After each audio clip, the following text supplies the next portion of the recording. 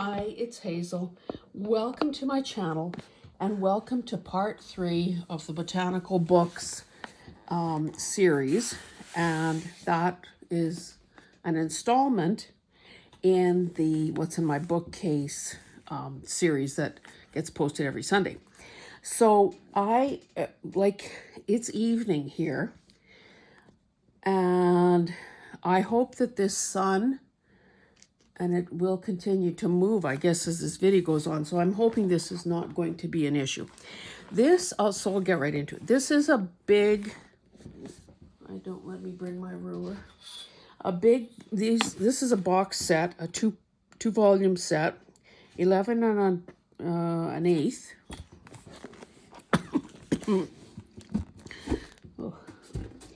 I didn't measure the width. By 8.5. Okay, so this is what these guys look like. Well, let's do one first. Volume 1, Trees and Shrubs.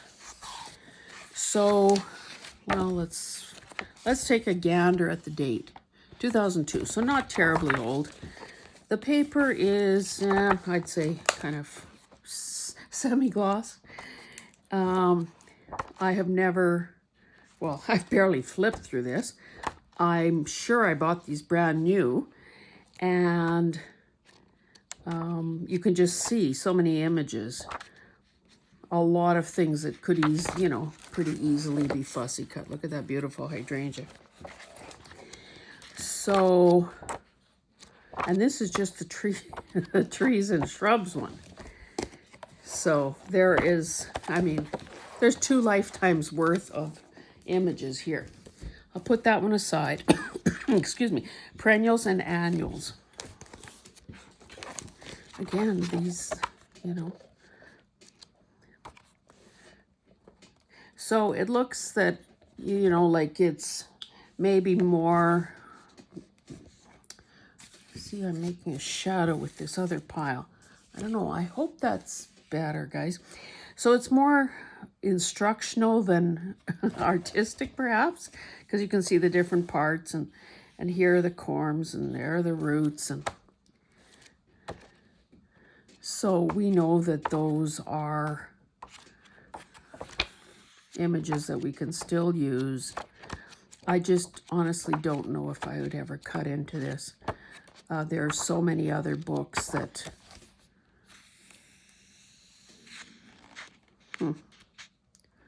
that looks different. If you've been watching the channel for a while, I'm in Alberta. There was first the wildfires that were out of control and drought-like conditions, and then it finally started to rain. And of course, maybe throw in a little procrastination. Anyway, I just discovered that one of the perennials that I bought and probably waited too long to plant seems to have croaked. Okay, I've got these both here because it's the same book. 2 different sizes, clearly. Jack Kramer, Women of Flowers. And it says, a tribute to Victorian women illustrators. So, people, certainly that I wasn't necessarily, okay, what have I marked here? Okay.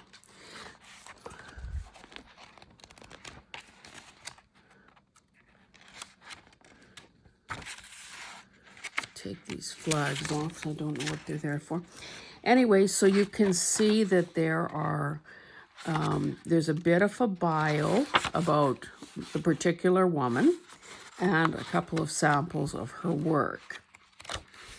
And I haven't touched a thing in this book either. Let me give you a date.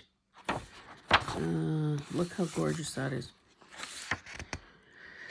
1996 was the original copyright. This version, 2005. So the book, and it seems to me I got the little one first, if I'm not mistaken.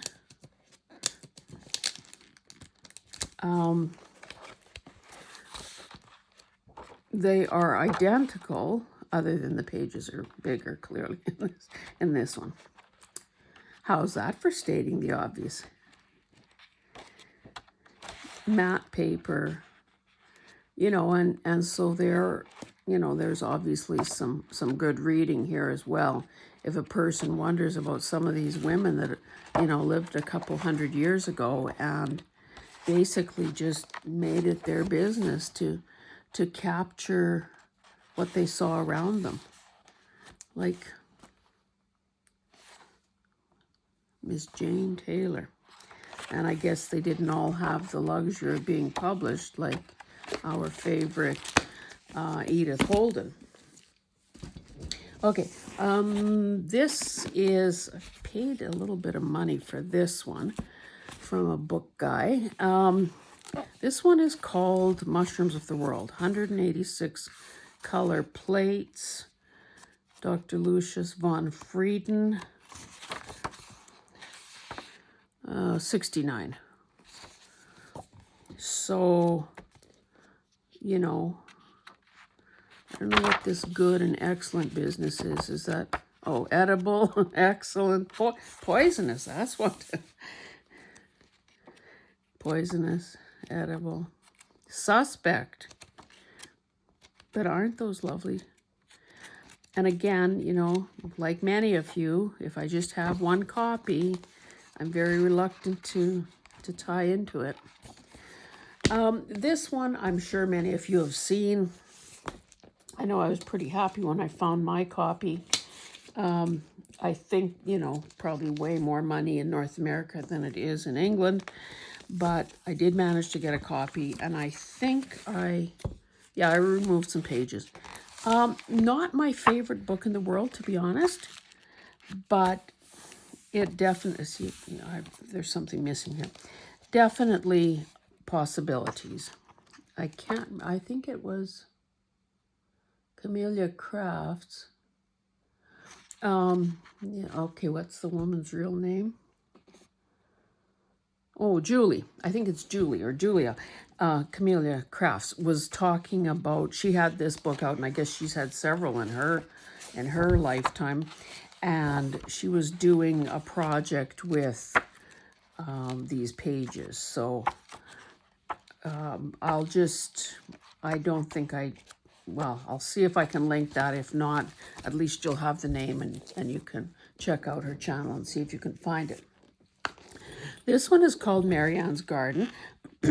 Oh, I didn't tell you the date on this. Oh, a Victorian Flower album by Henry Terry. Collected and painted in the summer evenings of 1873 as a pleasing recreation. So there. First published in 78. And it's got, again, sort of a font that, well, I guess basically a script-like font. Well, it's probably actual script. Marianne's Garden, Drawings and Writings by Marianne McLean. I can't remember where I got this, to be honest. But you can see, there, got high hopes for this one. 1987. So again, this is sort of a landscape format. You know, maybe not quite as lovely as some, but certainly, like, I mean, this is great. So again, it's like an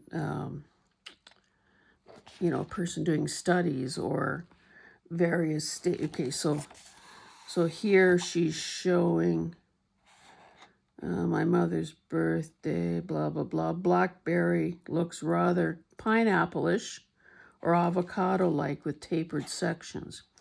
That's July 4th. Then on the 18th of August, it's almost translucent. Then by August 28th, it's already got some color. And by September 2nd, it's rich, ripe, and the stem is very hairy. So now you know. That's the story of blackberries.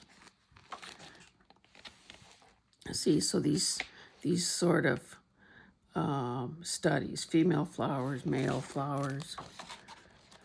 Again, a wonderful resource. Look at the size of that guy.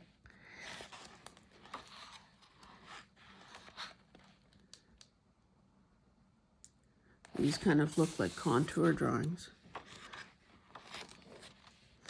Sweet Pea and Narcissus. That has a lovely painterly quality to it, doesn't it? Here, the shadows are just as interesting as the actual subject matter.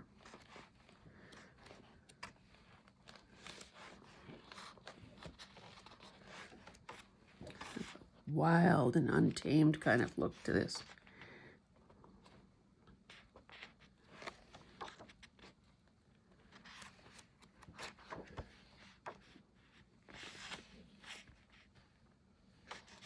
Kind of interesting. And of course, where did this woman live? Born in Philadelphia. So yeah, these are obviously flowers that would be common to, some parts of Canada and the US, of course. Someday I should show you that my acrylic painting of peppers, just for the heck of it. Okay, let's keep going here. I do want to sort of stay ahead of these shadows. I wonder if I paid $3 for this. Sometimes it's hard to know. Anyway, it's called Garden Planner and Journal.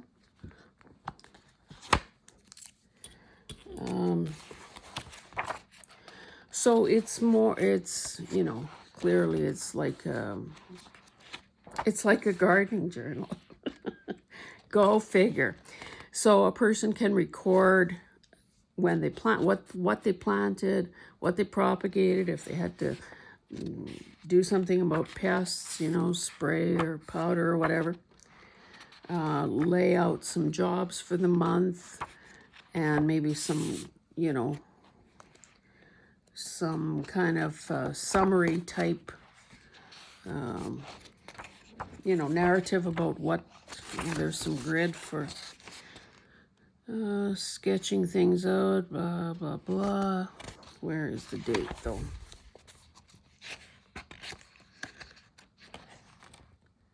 (2019).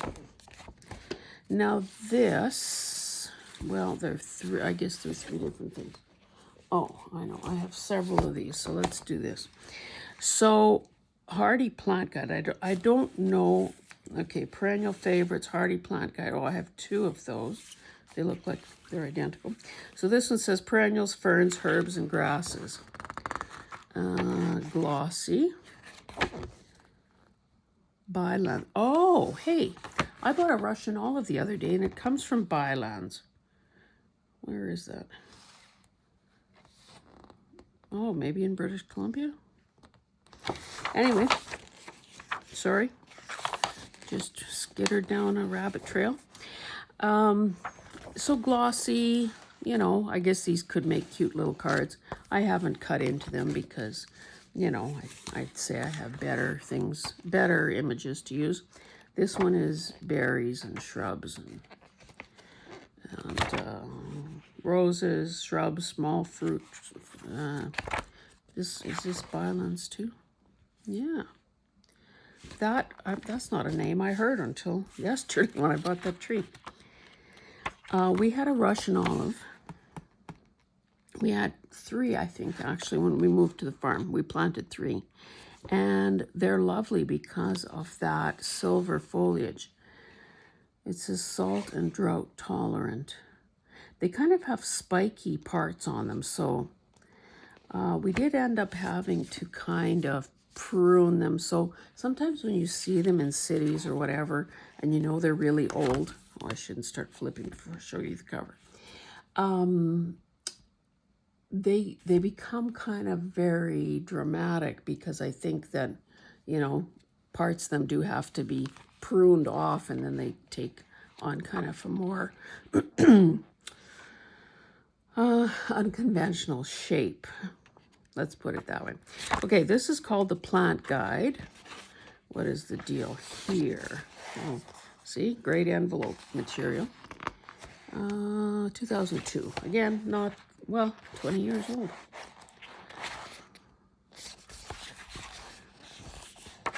Okay, the paper is not terribly glossy. This one, How to Grow Roses. Now this has to be pretty old. It's one of those Sunset books. $1.95 was the original price. Oh.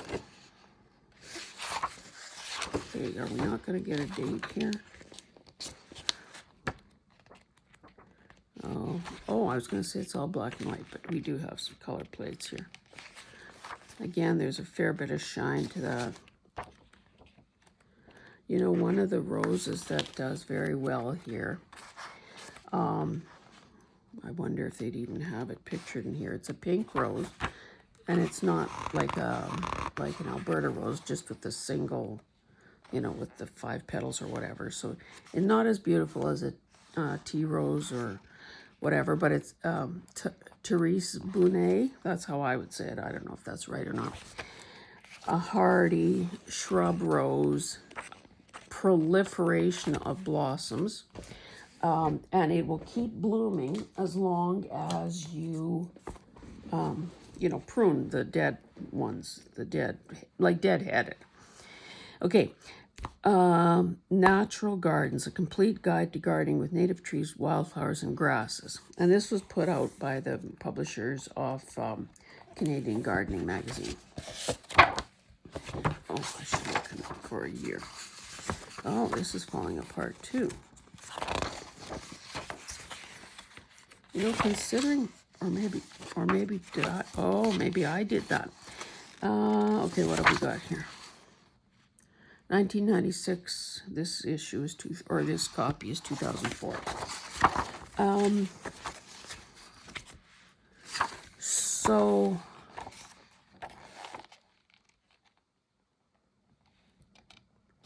what are they saying for my zone? Yeah, 2A. You know, again, some lovely images for envelope making.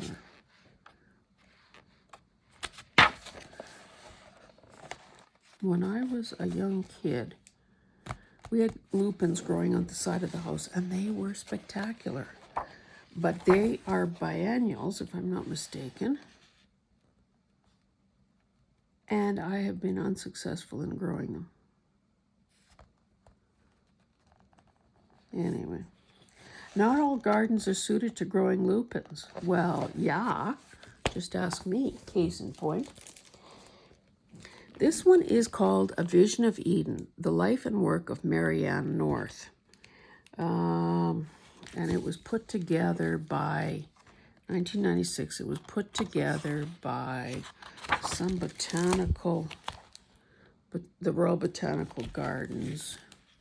I think that's in where is Q? K-E-W. I think that might be England. Anyway, okay, there's her mugshot.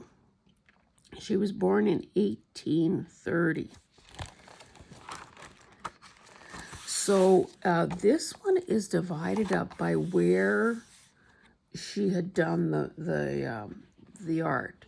So this section is New Zealand and the United States. Look how nice that is. New Zealand. 1881. Now, I don't know whether these images are in the public domain or not. Haven't had the time to look. Okay, this is something from India. Wouldn't those make nice journaling cards? They're already sort of pre-framed and the right size. Okay, so I guess these are still all Indian. Look at that. Even the architecture there is lovely. Okay, what else have we got? Did she do Canada, Ceylon, and home? 1876.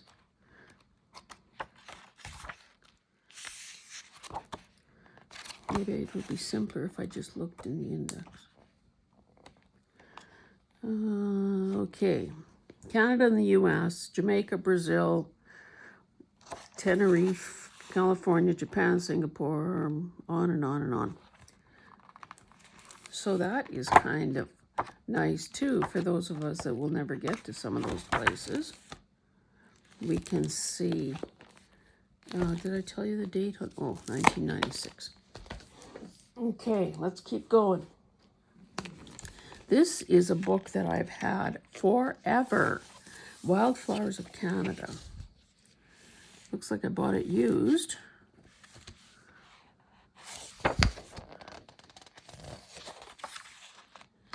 Mm, 1987. I would have thought it was older than that, to be honest. Pretty shiny paper, and the, of course, are photographs, not. I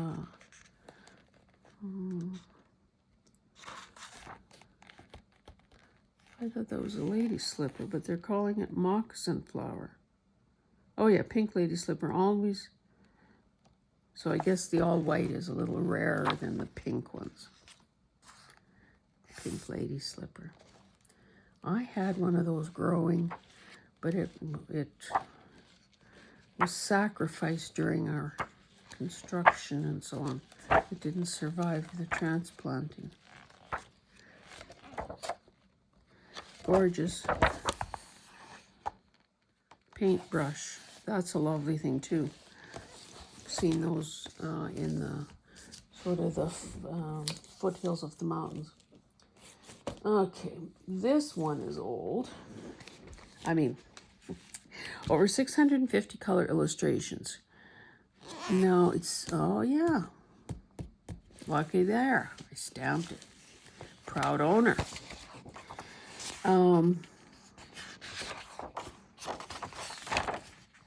Let's find a year on this. 77. So look at the photography. Isn't that a little sad? Oh, these are so cute, these little line drawings in the index. But, well, let's not do that. Usually they put all the diseases and pests in the back of the book. But lovely illustrations and nice matte paper. Well, okay, let's say this. The illustrations are a heck of a lot nicer than the photographs.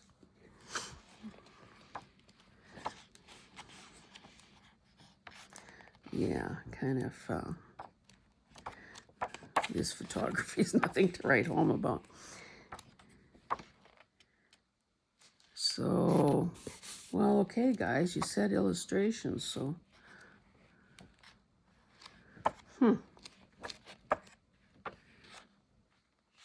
But again, the paper is matte, mostly. And of course, back in the day, I would use a book like this to figure out, well, here are the pests and diseases. I would use a book like this to help me figure out what I should be buying as a house plant for, oh, these are nice, as, for, whatever my conditions were. So, whatever the exposure was, how much light. Oh dear, could even do a macrame plant hanger. I don't know about you guys, but I never could get the hang of that. I don't think that my brain works like that for some reason. Yeah, kind of, some of these photographs are really quite sickly looking. The colors are just not good. It's just like those old cookbooks where you think, ooh, would anyone want to eat that gray meat? Am I ruining your supper? Oh, this is nice. But again, you got them back to back. Beautiful though. Okay, let's keep going. Okay, I don't remember where this one came from. Some of these I've had forever. Nature Facts Flowers. This could also be a newish one for all I know. Trying to get to the 1992. So these pages are kind of almost square, I'd say. 10.5 by 9.5 or so. Again, a person could fussy cut something like that, and would not make an impact on a page.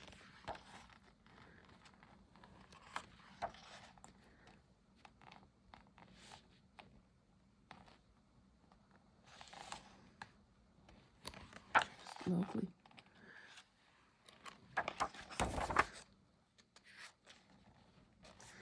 Water lily.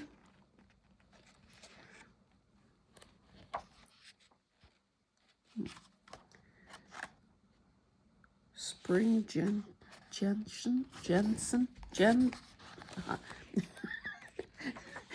Pretend I didn't try to say that. Insect traps.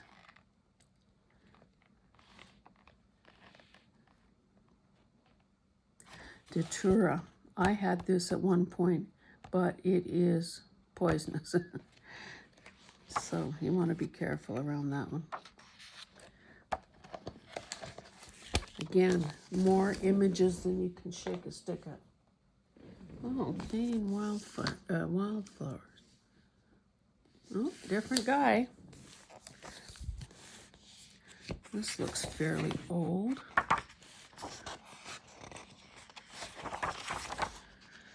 '76.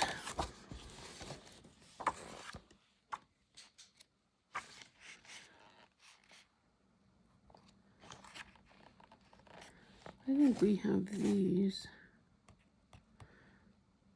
No, maybe I'm wrong.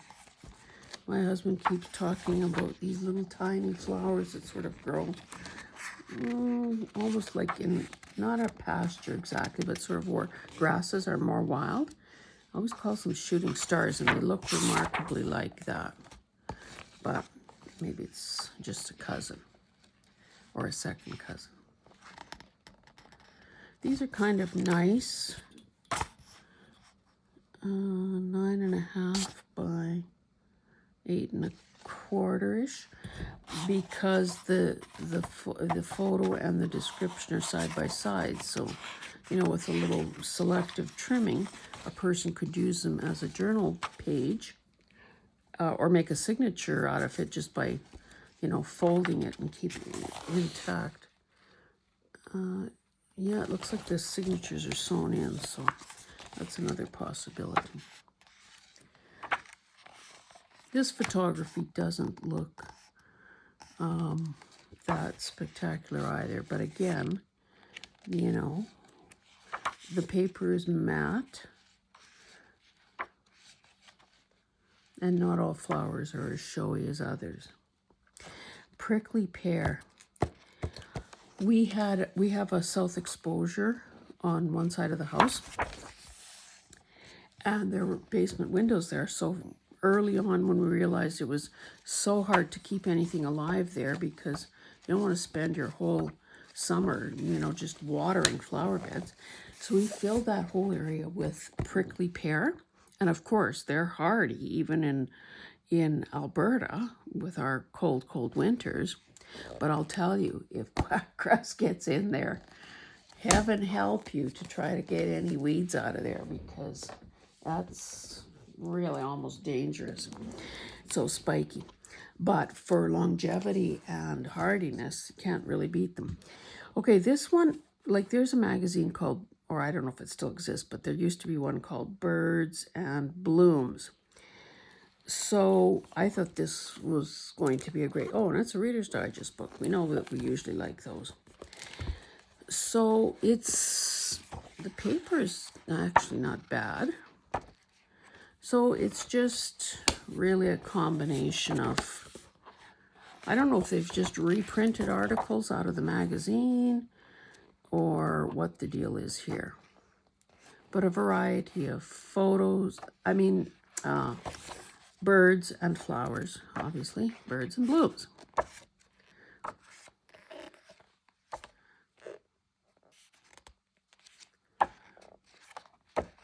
Again, you know, until a person actually needs to you know, if I were suddenly out of flower pictures, then I guess I'd have to think hard about, well, which book do you sacrifice?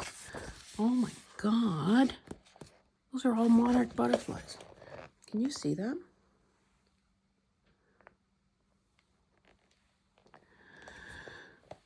What year was this written? 2007. Okay, it says, monarchs gather by the hundreds of thousands in their mountain wintering sites. To conserve energy, they cling to branches and remain semi-dormant. Unbelievable.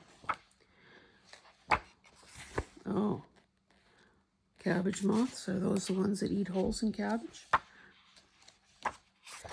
Well, I guess it's the caterpillars.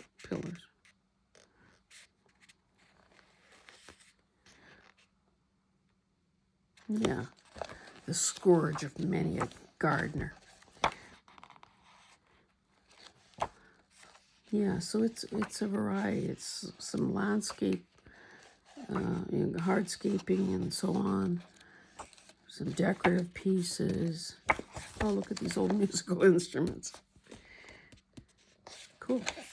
Anyway, you have to keep going. Keep going, keep going. Oh, we're getting close to the end, guys. Okay. Illustrated Guide to Gardening in Canada. Reader's Digest. Now this is new. So let's see how old the old one is.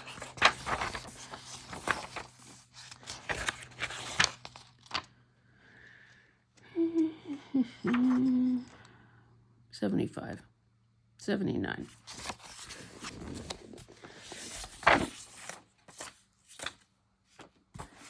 So there are these sorts of matte colored pages. Matte pages with these sort of green illustrations of vegetables.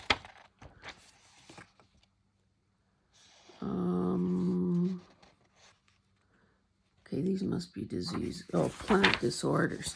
Yeah, we don't need to focus on that. Simple leaves. Oh, weeds. I don't know if you've ever encountered chickweed.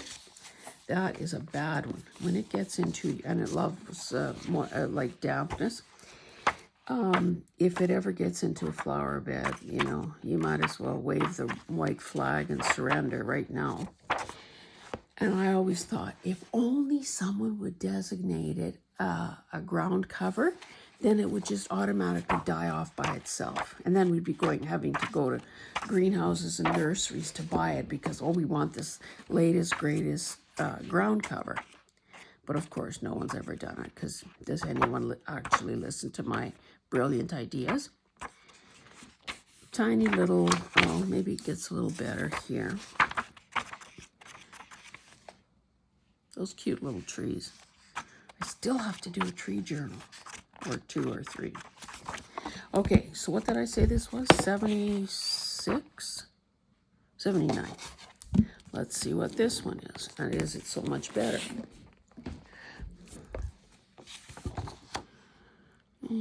2000. Oh, well, that is quite a leap forward, isn't it? Let's see if we still have weeds.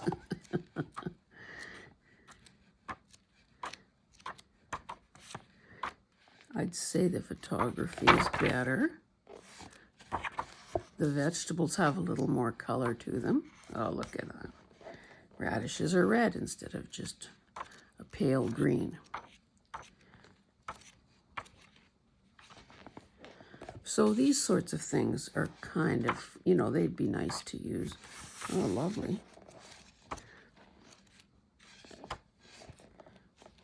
That's quite the fern there.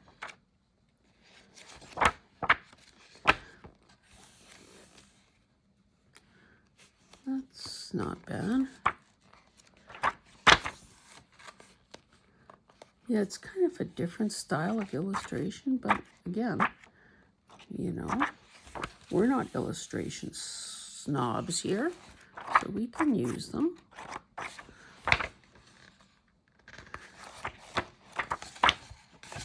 Good, good, good.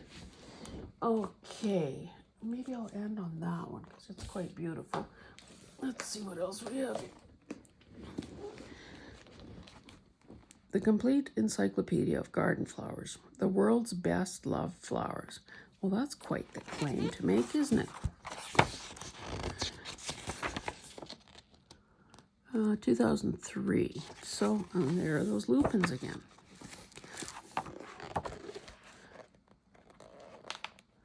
So I'd say that these are pretty nice. Oh, I had Nicotania once. Those were really good too. You don't often see it in the greenhouses. I don't know why. They were lovely. Licularia. That's pretty impressive. It grows. Okay, the shortest ones are 4 feet tall, and the 4, 5, and 6 feet tall. So yeah, that would make an impact in a garden, wouldn't it? I don't know how hardy they are, though. Oh, I love it.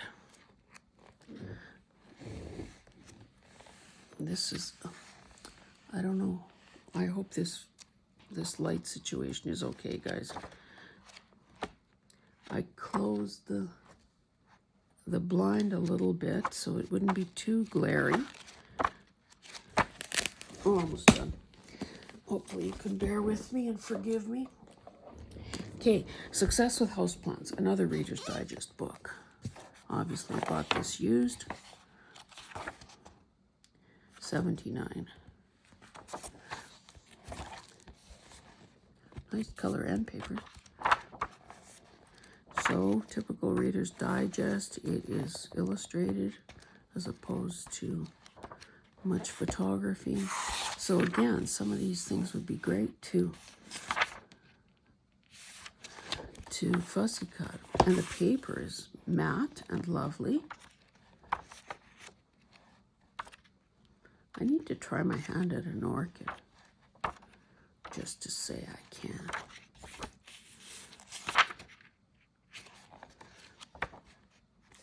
Oh, somebody pressed some flowers. Some pansies. Cool. I'll add them to my pressed flowers.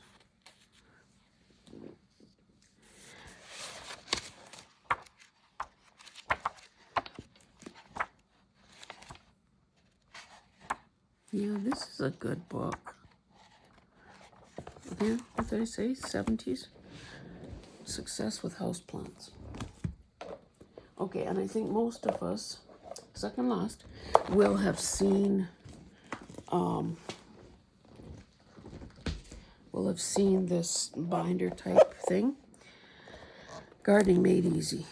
So I think I have more than one of these because I started using them at some point. So is there an index?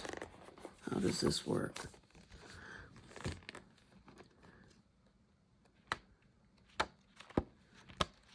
Okay, so they've been arranged here in numerical order. Well, okay, fruit. Okay, so these green edge pages are fruit. Apparently. Look at the dust on there.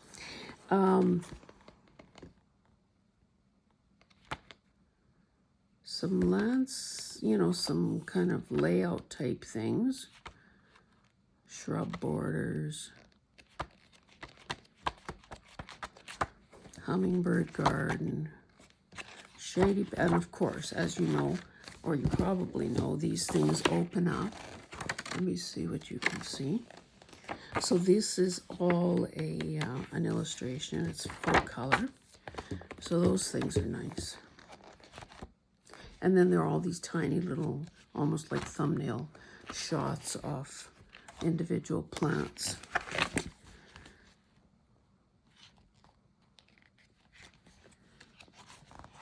So, yeah, I think these are fairly common. I don't know if they sold them intact like this or if you needed to collect them in some way. Okay, and just because the light situation here is deteriorating, this is the last one. Although there will be one more episode in the Botanical Books thing. Okay, A Wildflower Alphabet by Elizabeth Cameron.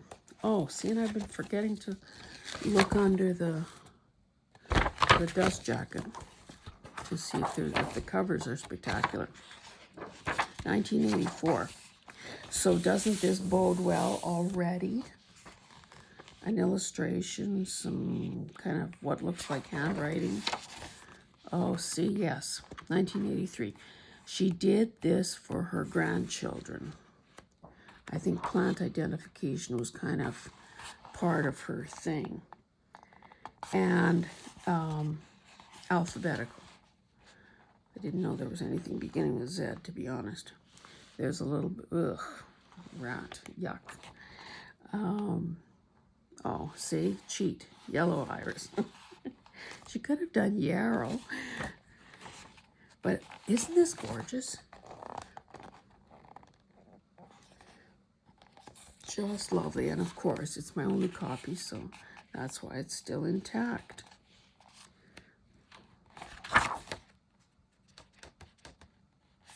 This is fairly big. Just about 11 by 7 1/4. I mean, these pages, I guess, are too big for the average journal, but they're just, like, they're worthy of framing. If a person had a botanical theme going on in there. Where did this woman live?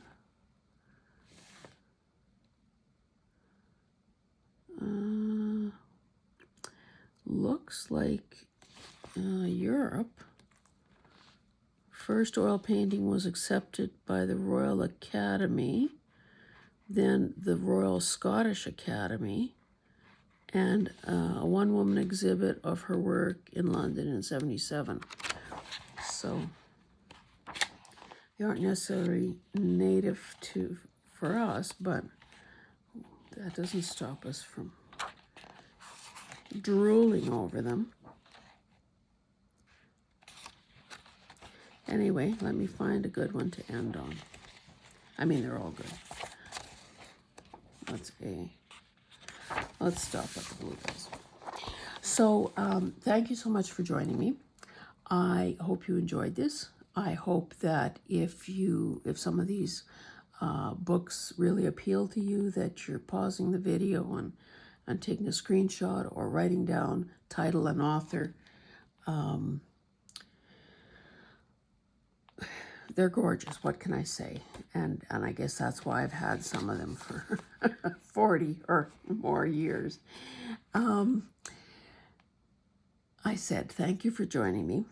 I really hope that if you're enjoying the content, enjoying the series, enjoying, maybe my take on things, that you really consider subscribing. Definitely give me a thumbs up. Write a comment. Tell me your name. Tell me where you're from. That always just adds a dimension to the interaction.